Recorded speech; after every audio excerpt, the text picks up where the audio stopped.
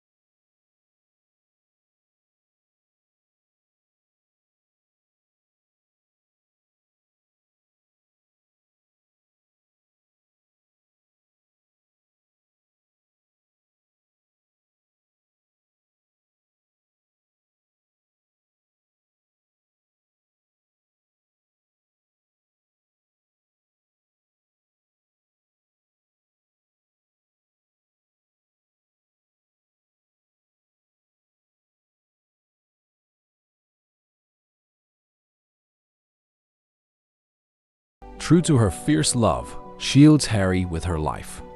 In this timeline, the ancient magic of her love still forms a protective barrier around Harry, ensuring his survival.